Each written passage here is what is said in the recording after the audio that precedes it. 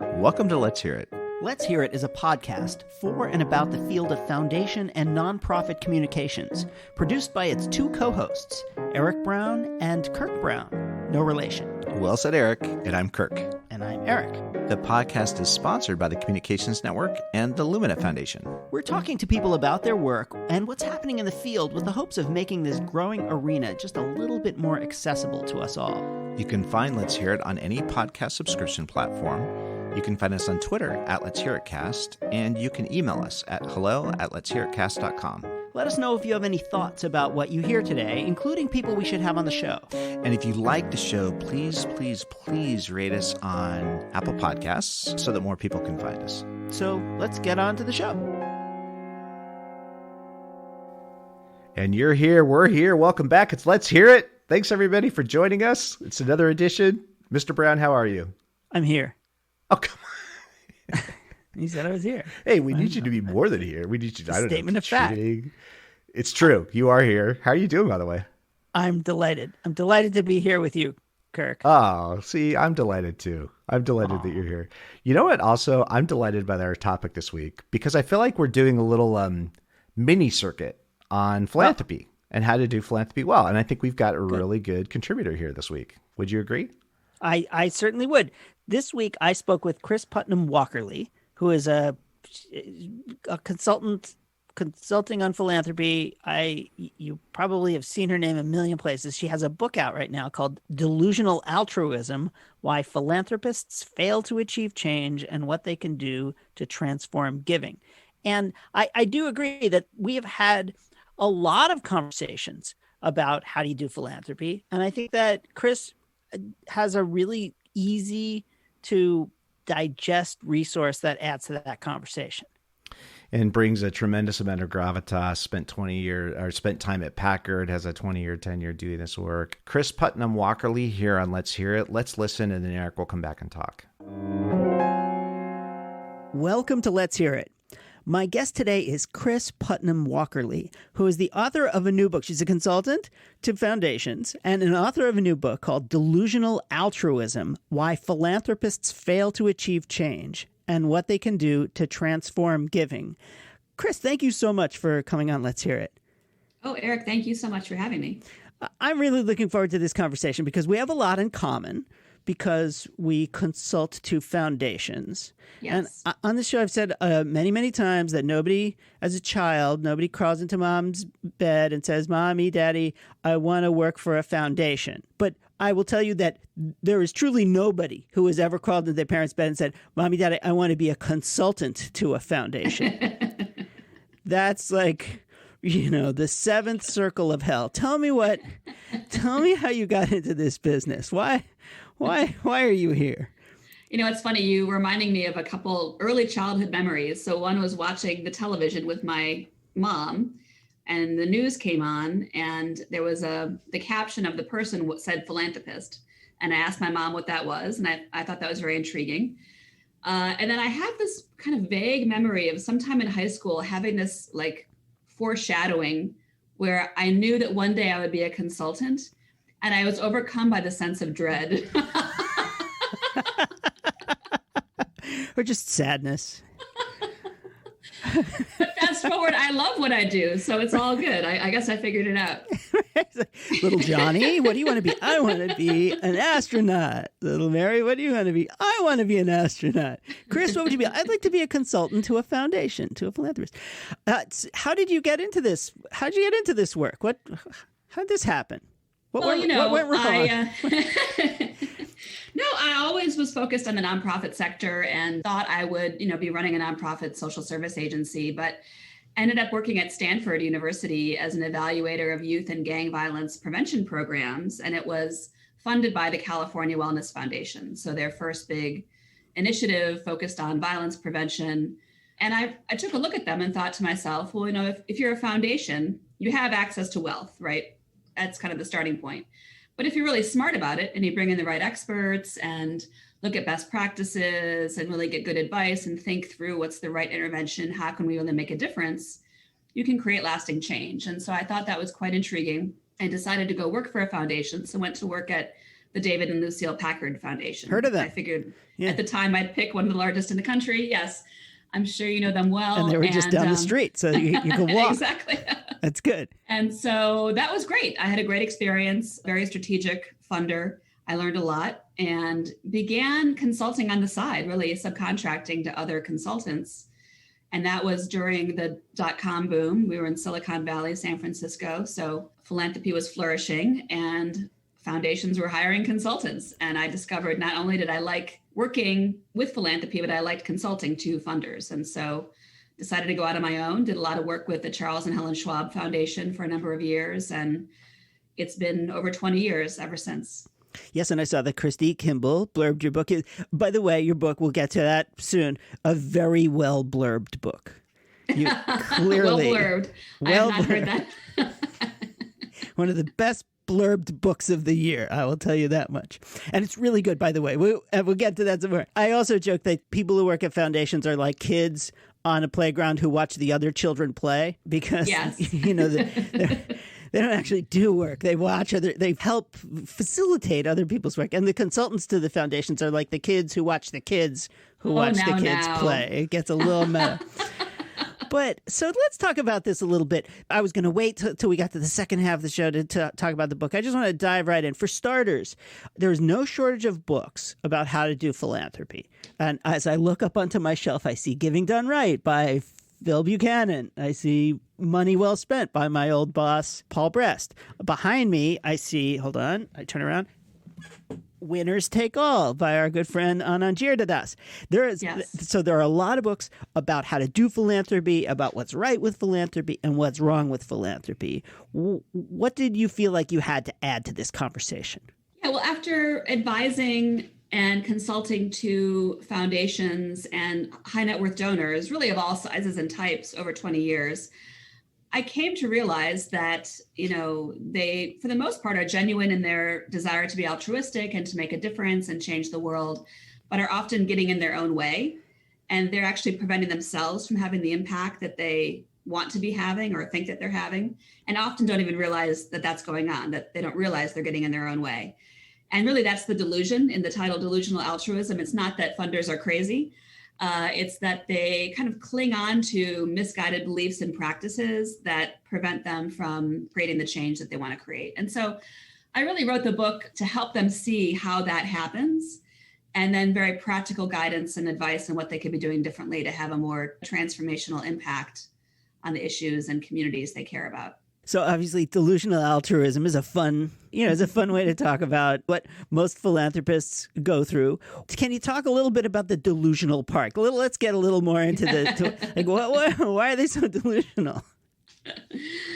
Well, you know, one of the biggest challenges is a scarcity mindset. I think most people equate wealth to a sense of abundance and an abundance mindset, but I really think one of the biggest self-created problems that philanthropy has is a mindset of scarcity. And by that, I mean this kind of misguided belief that by maintaining a Spartan operation, you are somehow delivering greater value to the communities that you're serving, right? And so obvious example is funders that aren't investing enough in the nonprofits they're trying to support. So by insisting upon minimum overhead, or, you know, the whole notion of you can only support organizations where 99 cents of every dollar goes to the community and only 1 cent for overhead and administration. And to me, you know, and also doling out grants in 1 year increments and putting very tight restrictions on exactly how the money can and can't be used, to me is a scarcity mindset, because, you know, as a foundation, as a donor, if you really believe in a cause and there's a nonprofit that you think is doing great work and having an impact, then don't you want them to be the strongest they could possibly be? Don't you want them to have top talent and fabulous, you know, financial management systems and a great fundraising apparatus and the ability to evaluate themselves, a great board of directors, a strategic plan that they're implementing? All of these things, like, of course you do, but we don't invest in those sufficiently. There are, of course, efforts as of late to increase that kind of investment. But I also think that scarcity mindset turns on the funder themselves. And I don't think foundations, donors, family offices invest enough in themselves, in their own learning capacity, technology, relationship building with grantees, all the things that I think funders need to be successful, they also don't invest sufficiently in themselves. And sometimes that's out of guilt. And sometimes it's out of this misguided belief that they're being better stewards of their money by not investing in their own talent, evaluation, communications, you name it, strategy. But I believe to have the greatest impact you want to have as a funder, you need to be the best philanthropist you can be. And I don't mean, taking your board on a board retreat to the Four Seasons in Maui, although that would be lovely. I mean like taking time to build relationships with grantees, or thinking about how do we rethink our systems and our grant making process to make it easier for the nonprofits we support. Well, I think there's a huge paradox here in a sense, because on the one hand, you say, and I think quite correctly, that a lot of foundations spend way too much time contemplating the contours of their navels, that they'll spend 8 months coming up, or a year doing a strategic planning process, or they'll just do a whole lot of inward whatever, churning and whatever you want to call it, and not nearly enough just kind of moving quickly, making decisions, getting the money out there, learning from ones, all that stuff. And at the same time, however, you do have to invest in people, systems, technology, the things that you need to do in order to learn and to share, to spend the money.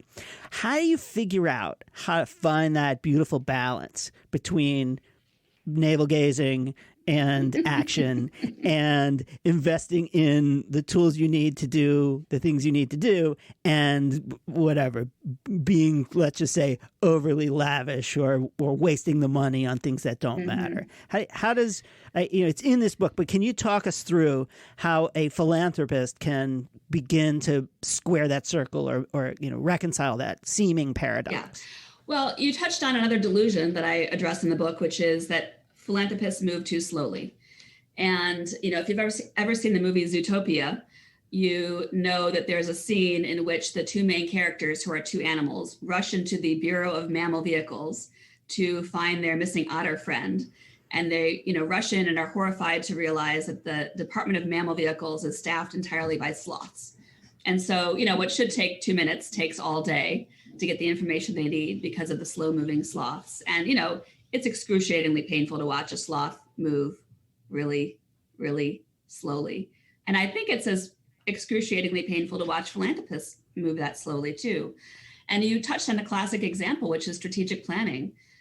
Too often funders embark on these, 1 year or 18-month strategic planning development exercises to create a 3 to 5 to 10-year plan. And I think if this pandemic has shown us anything, it's the futility of spending a year to create a strategy, because by the time, you've created your plan, the world will have changed. And, I think what happens is part of it is a scarcity mindset. So setting aside the notion of scarcity being about financially investing in anything, part of it is a mindset. And part of it is a belief, for example, that you don't trust yourself to make a decision.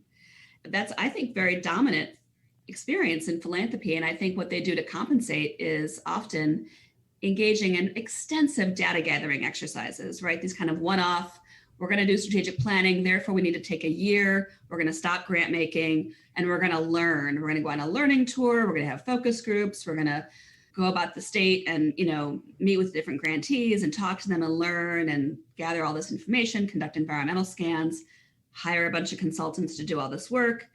And a year later, often they're so overwhelmed by the data that they're collecting that they don't quite know what to do with it. But, then what happens, just to take this kind of slow process a little bit further, there's some series of extensive board meeting, numbers of board meetings where the, staff present all these findings to the board and kind of cajole them into making funding decisions. And then finally, there's a strategic plan developed, at least on paper.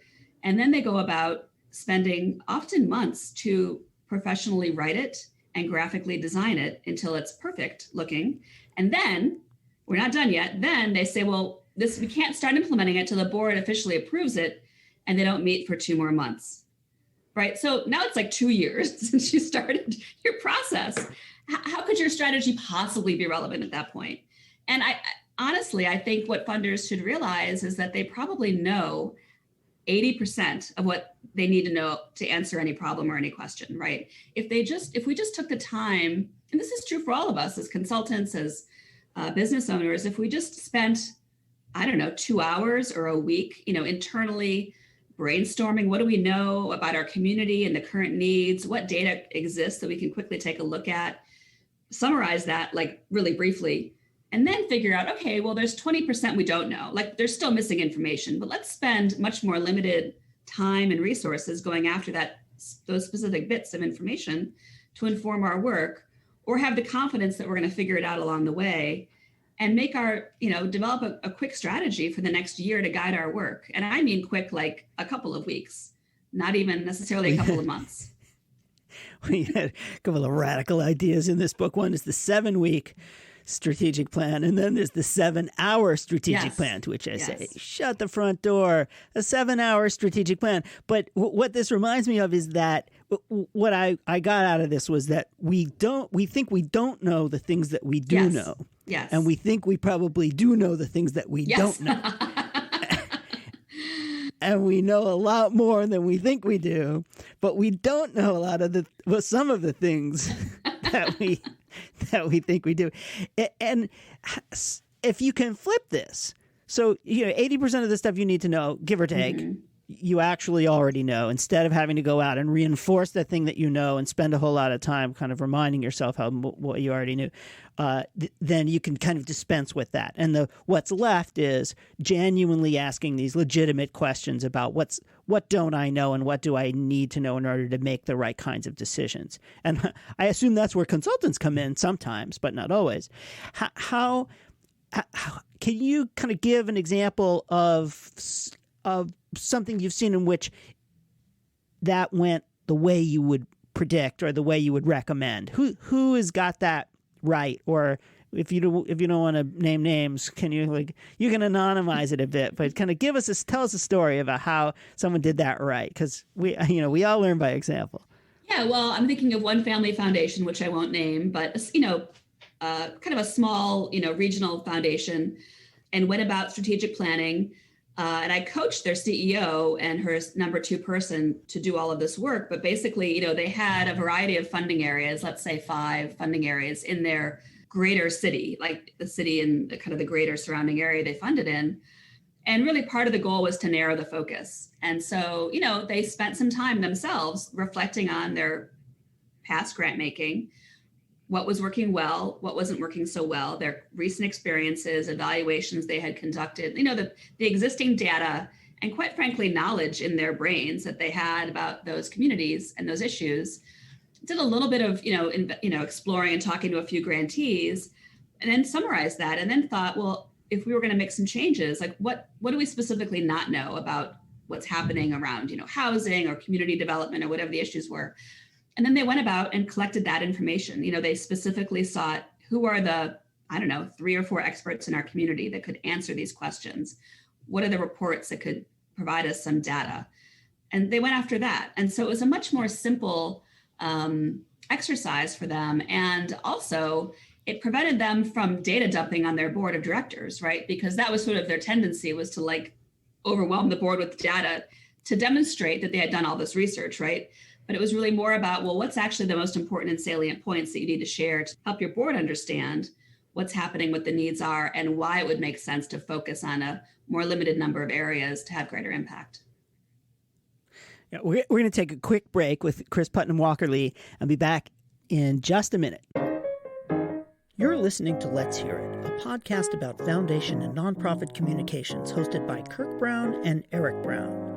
Let's Hear It is sponsored by the Communications Network, which connects, gathers, and informs the field of leaders working in communications for good. Because foundations and nonprofits that communicate well are stronger, smarter, and vastly more effective. You can find Let's Hear It online at letshearitcast.com or on Twitter at Let's Hear It Cast. Thanks for listening, and now back to the show. Welcome back to Let's Hear It. I'm speaking with Kris Putnam-Walkerly, who's the author of Delusional Altruism, Why Philanthropists Fail to Achieve Change and What They Can Do to Transform Giving. And so you've written this book, and it's a very easy read. which is not to say that it's simplistic. It is just direct and simple. I found it to be like really, really smart and straightforward. And it's there are also some kind of tips on how to just get stuff done. You don't even have to be a philanthropist or do work in a foundation for this to be useful. Well, it seems to me that this book is for anybody who gives, because this can apply to anybody's individual giving as much as it could be for the CEO of a big foundation. Yes. But one of the interesting things that I have found is that most individual giving, most people sit around the kitchen table, usually in December, right before they can get their tax break, and they write a bunch of checks to a lot of organizations, and they're basically general support. They don't require a whole bunch of research. They also aren't the product of a strategy either. Can individuals put together a philanthropy strategy without complicating their lives? And it's like, how do these things go together? Yeah. I think, it's funny. I think in general, philanthropy tends to complexify the simple rather than simplify the complex. Yes, because I think a strategy is this. It's getting clarity on what kind of philanthropist do you want to be in a year? What kind of impact do you want to be having a year from now on your community or whatever issue it is that you care about? And then looking at where are you today? Like literally, have you even thought about this before? Or have you been doing this for 100 years? Wherever you are today, and then figuring out, okay, great. Well, what are the 3 to 4 most important critical factors or top things that we need to focus on to get us from where we are today to where we want to be 12 months from now? And then figuring out, well, how will we be accountable to making that happen? And literally assigning people. Now, I guess if you're the only donor, you're assigning yourself. But, if you're a family or you're a couple or you're a small foundation, whatever, a company, who are the 2 to 3 people that are going to take accountability for implementing and focusing on those priorities, those critical issues, and then beginning to do that immediately and starting with coming up with a list. My priority is we want to support domestic violence issues because it's really important. And of course, during this pandemic, these people have been, potentially stuck with their abuser, but we don't really know much about it beyond that, right? So my priority is to learn about domestic violence in our community and identify 3 to 4 top nonprofits that we think are doing really good work, and come with some recommendations of who we could fund and how, right? That's pretty straightforward. It doesn't take a consultant to help you figure it out, right? So again, it's just clarity on what are you trying to accomplish, where are you today, and how do you get from where you are today to where you want to be? But critically, to stay focused on that and begin doing that immediately. And I think it's the same thing for, honestly, the Hewlett Foundation, the Packard Foundation, the Gates Foundation. Yes, those are more complex organizations. But at the end of the day, that's, I think, where any funder should be thinking about strategy. Thanks for that. That's really helpful, and actually something I want to start to apply in December. I'd like to talk a little more about the field of philanthropy in general. This feels like an inflection point for some reason, not the least of which is because of all the books that are being written about philanthropy. But there's a debate around whether philanthropy is efficient, whether it does the things that it's supposed to do, frankly, whether it's hoarding wealth and whether it's part of a system that perpetuates the wealth that created it. And a number of foundations are starting to think about spending themselves down. The Atlantic Philanthropies just spent itself out of business, and a number of others are going on like that. Do you have any thoughts about that, having seen how so many foundations operate? Should they be allowed to operate in perpetuity? Should we make a requirement that they pay out more quickly? What are your thoughts about the current state of the foundation world and philanthropy in general? Yeah, I agree with you. There's a lot happening and a lot of opinions flying around. But, in general, I do believe that philanthropy foundations should be able to exist in perpetuity. I mean, I think it's great that there are increasing efforts to support funders to think about their lifespan and that it does not have to be in perpetuity, right? That sort of had been the assumption. And there's been a lot of efforts among many funders to not only try spending down within a period of time, 10, 25 years, but also to educate the field about what that means, the things you need to think about, the considerations. Barbara Kibbe, for example, of the Bechtel Foundation, helped support a foundation review journal that was specifically about exit strategies. So I think there's a lot of great work in that. I disagree with the notion of legislating spend downs or necessarily increasing the payout rate.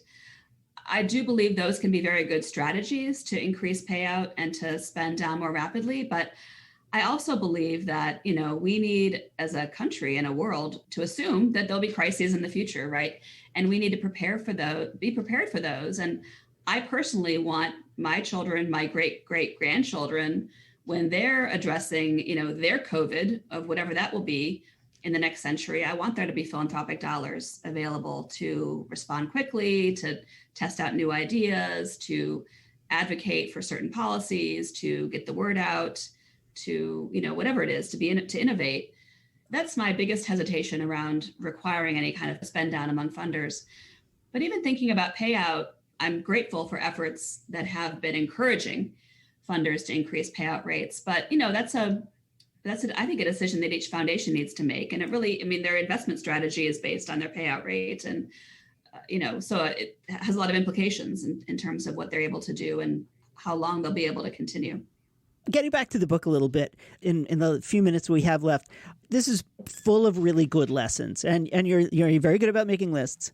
Can you just kind of talk us through, if you were a foundation were to come in and say, hey, Kris, can you help me think about how to do a better job, be more efficient, get better outcomes? What are the 2 or 3 questions that they need to consider and that any foundation really should consider when looking at their own strategy and trying to understand, are we making the kind of difference we need to make? Well, I think it's a great question. And in fact, in the book, as you probably know, I have a whole chapter devoted to the right questions that I think all funders should be asking. And, I think one of the first is to focus on the what before the how. So too often, I think funders and anyone, nonprofits, businesses, get focused on the tactics before they have clarity on their strategy. They focus on the how we're going to do something before they have clarity on the what they're going to do. And so I think, to the point earlier, when you're thinking about your strategy or just trying to create a plan, identify what it is we're trying to accomplish. And only then can you possibly, once you know your objective, only then can you possibly figure out the right way to achieve that objective for yourself. I think another question, though, is, as we said before, what do we already know? So you really gather and capture all that information that you have, but then ask, what don't we know? Because I can guarantee you there's a lot that you still don't know, right? And, one of the best sources of information for the what don't we know question is your grantees and the communities that you're trying to serve, because, they're the ones that are living the challenges and also the strengths of whatever they're experiencing. And they're the ones that most likely have solutions and ideas to guide funders' thinking and to help identify the right kind of solutions and the right kind of funding strategies that can be most helpful to them. There are a variety of tactics that you can do to be effective. One of the things that I noticed, and of course it warms the cockles of my heart, is an understanding that you need to have a communications approach, that your communications work is really important. How did you come to that realization? Because obviously I agree, but why is communication such an important component of a grant making strategy? Interestingly, I'm not a communications consultant, but I actually believe that communications is really an essential part of philanthropy, because at the end of the day, you're trying to create change, right?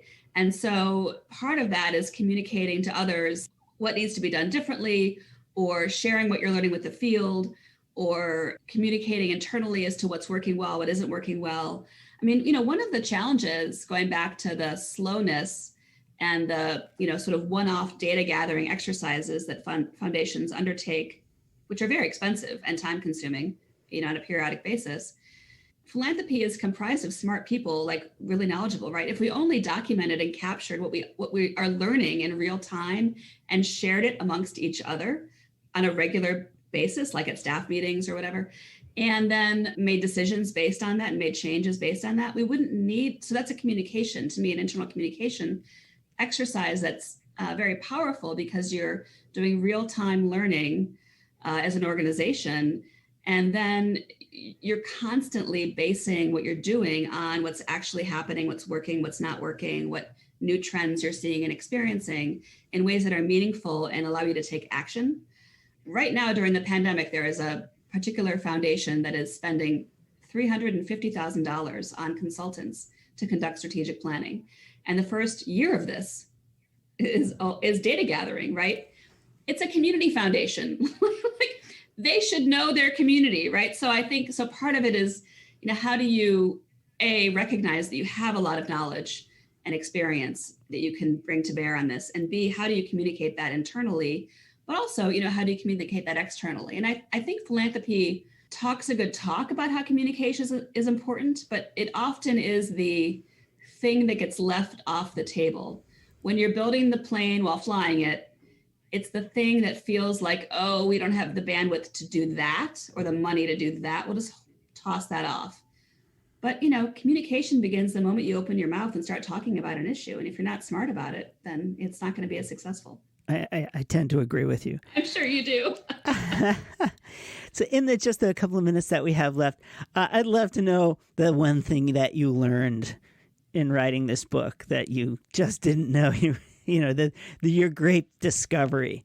Ooh, that's a great question. Besides the fact that I could write a book or how long it takes and how hard it is. I guess my great discovery really was, and I write about this, was how the extent to which fear, I think, holds funders back. And, I wrote the book when we were not in the middle of the greatest, global crisis in a century. But, I think fear is really the main reason why funders have the scarcity mindset. And I think there's a lot of fear right now that's holding funders back. But, there's so many crises. You can't open the newspaper or your app on your phone without kind of being overwhelmed about the latest development. And, there's so much unknown. The future is unknown. We don't know what's going to happen. But the reality is that the future is always uncertain. And it's no more uncertain today than it was last year or last decade or last century.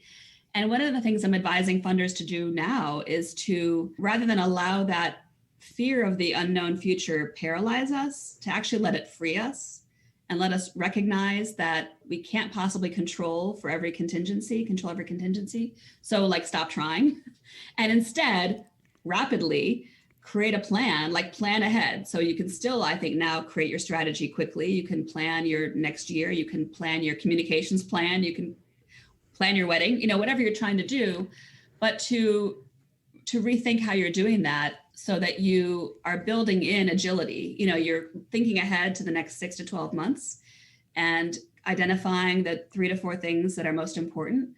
But you're also recognizing that, things will change externally, internally, but we're prepared for it because we've been building our agility muscles and our pivoting muscles and our adaptive muscles in the past year.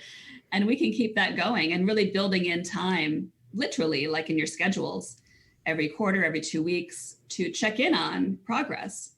What's working, what's not working, what should we abandon? What do we need to add? Has something changed in the environment that causes us to have to shift?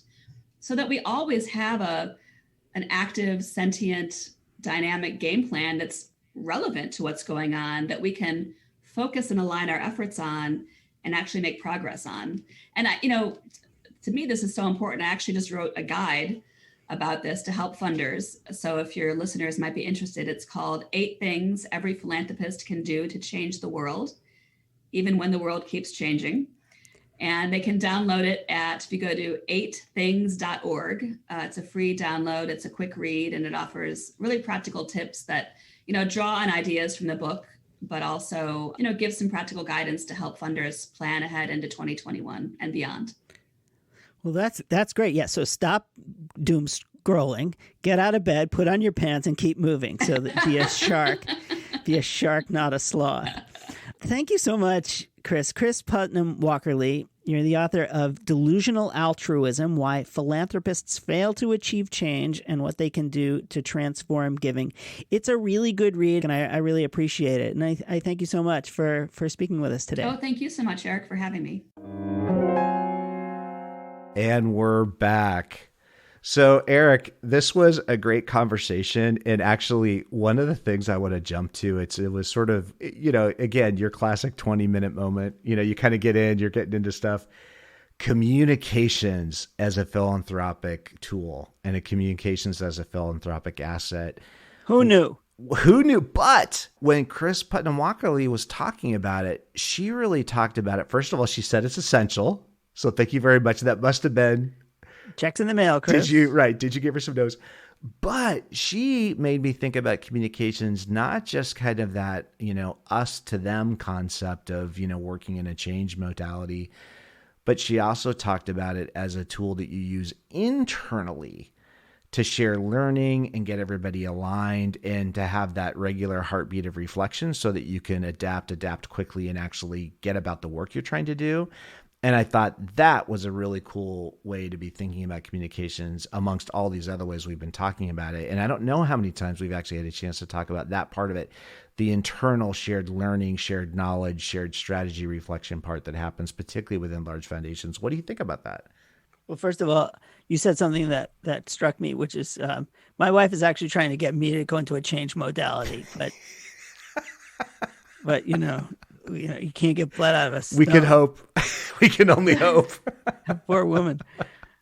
Yes, you're right. Of course, this notion, and we got into this conversation about the strategic planning and all the navel gazing and all that other stuff, and it works internally and externally. That we need to get out of our own damn way, people.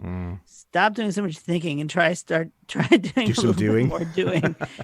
This idea that we have to plumb the contours of our navel and think about something from every perspective before we start doing anything is kind of nuts.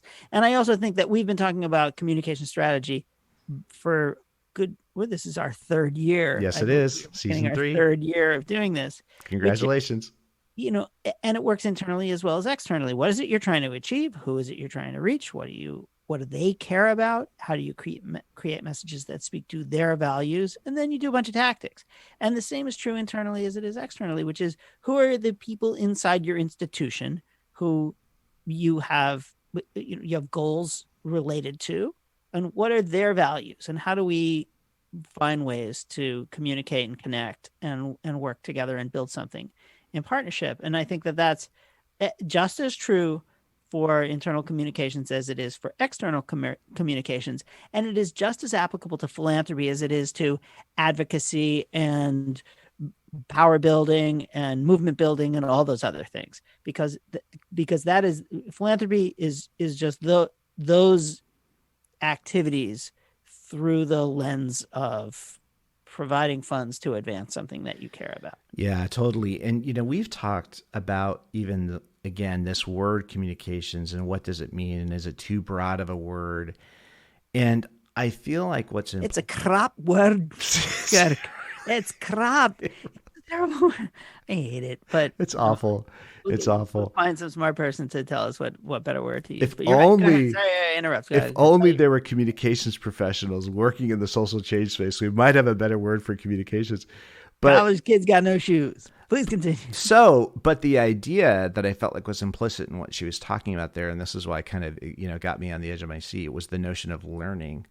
And how do we learn? How do we create an environment of learning? And it seems to me that part of what she's saying is that, you can actually learn much more cheaply maybe than you can plan. Maybe if you could translate some of your planning resources into learning resources by actually getting in the field, getting your hands dirty, but having the space to reflect on what you're hearing, what those feedback loops are about.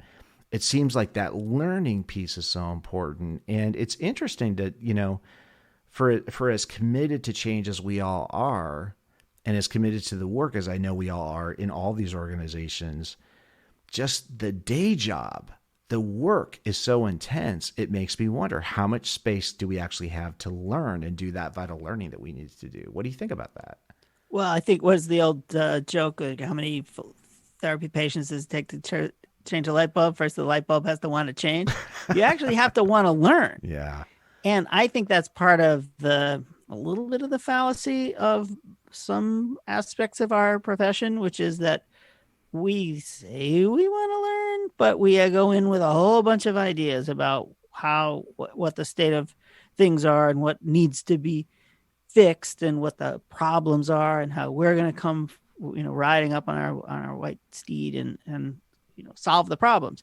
And I think you're right that learning, like, you just have to want to learn. You have to be open to not to understanding that you don't always know the answer, or frankly, that there's no problem to be solved. Mm-hmm. What there are conditions that we can help support so that folks can do what they do best.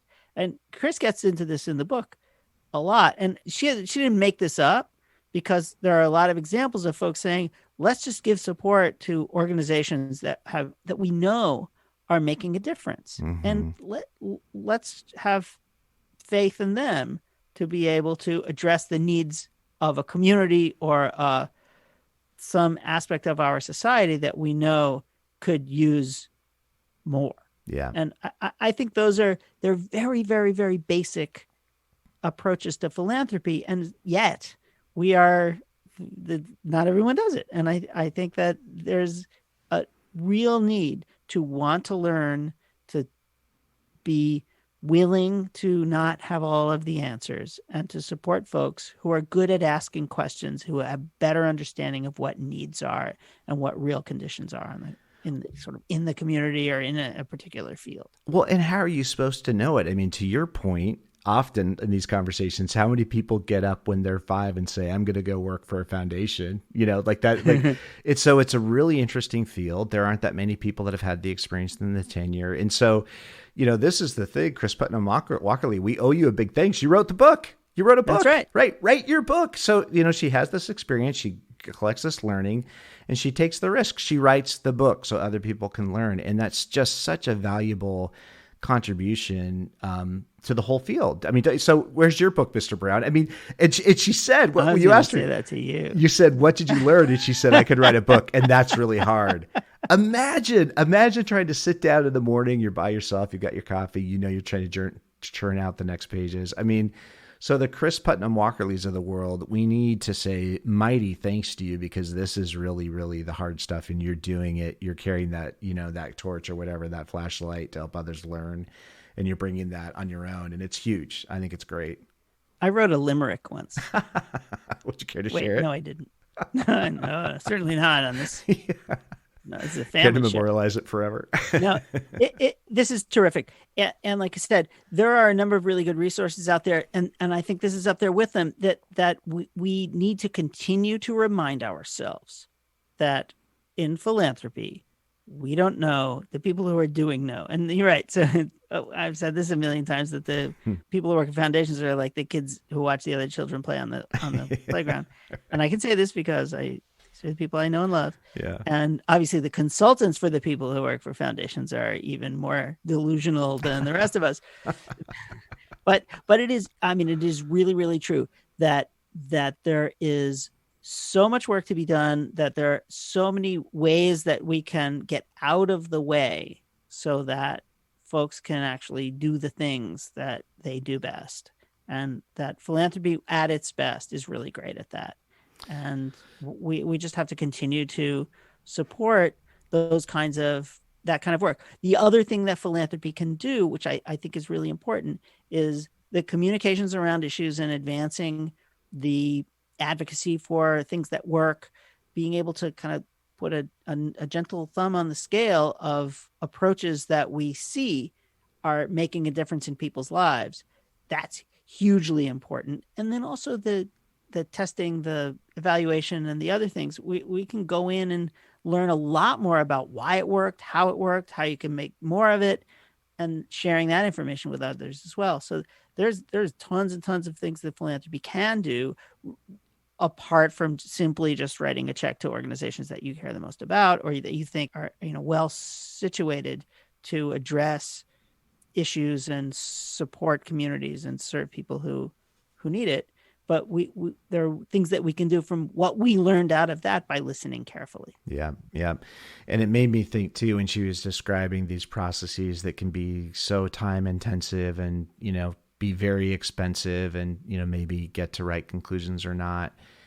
It's particularly for large organizations or organizations that work at a regional or national level, it struck me how much relationships are at the heart of all of this. And sometimes I wonder, if the time we're spending is actually as much about relationship management and intermediating relationships as anything. And it's funny, when you think about that learning environment and just creating the space for learning, she brings up this really important concept of fear, that fear might be at the heart of a lot of what she was calling the scarcity, mindset, and just the kind of, and I actually had a lot of empathy for that, because I could imagine, and so this is where I'd be curious to get your take on it.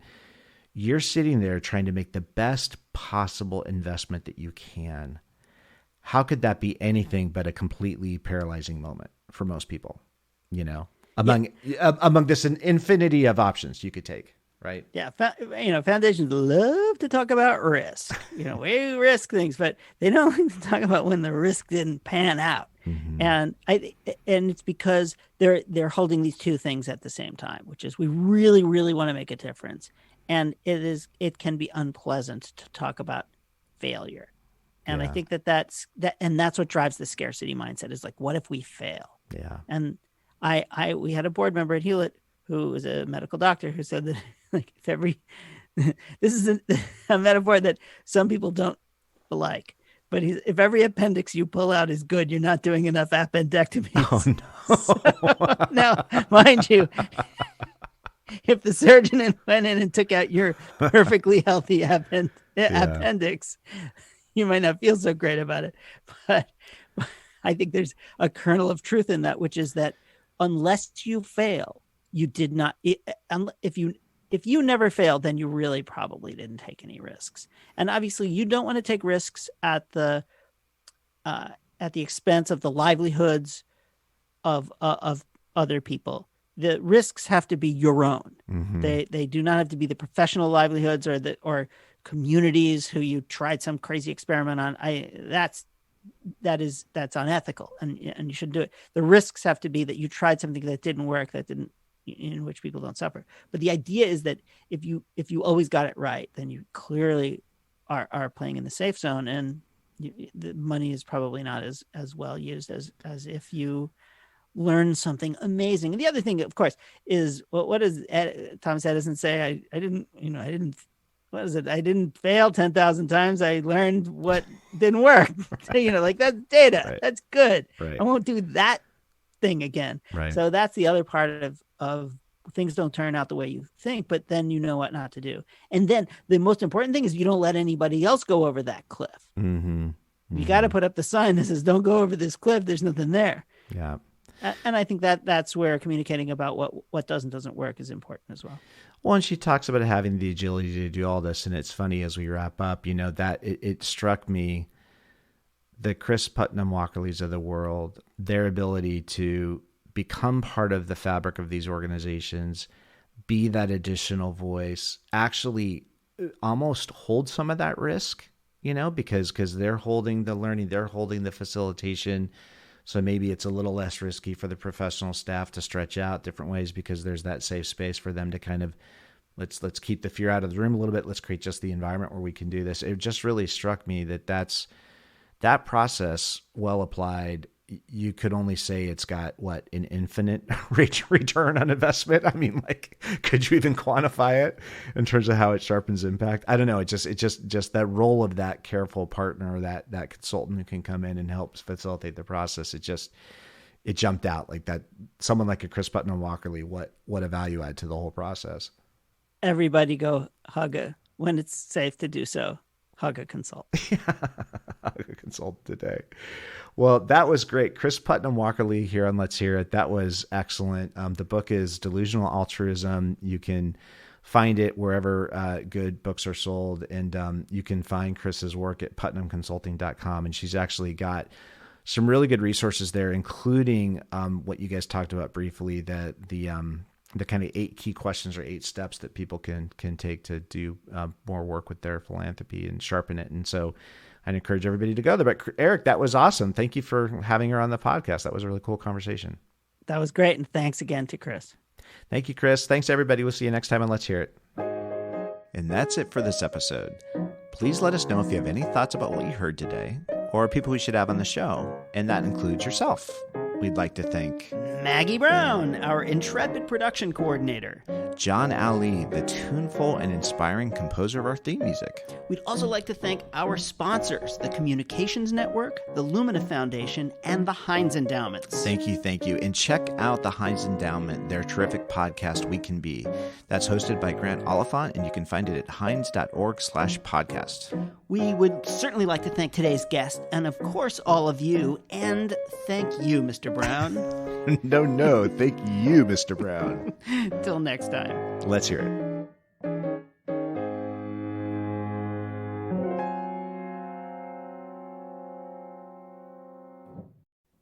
Listen up, now hear this. Listen up, now hear this. What you got to say, don't fear it. Say it anyway, let's hear it.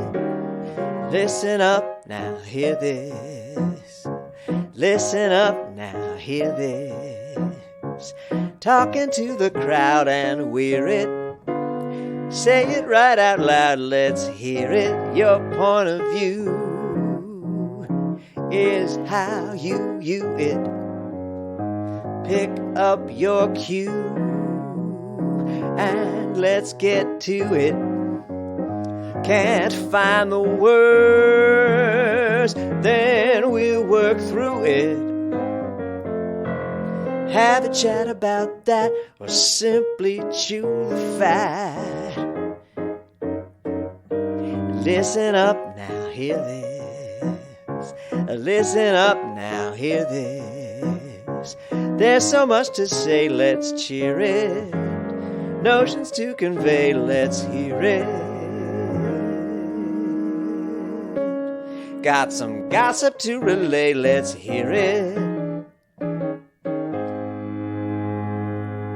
Come on now, let's have a little talk, you and me.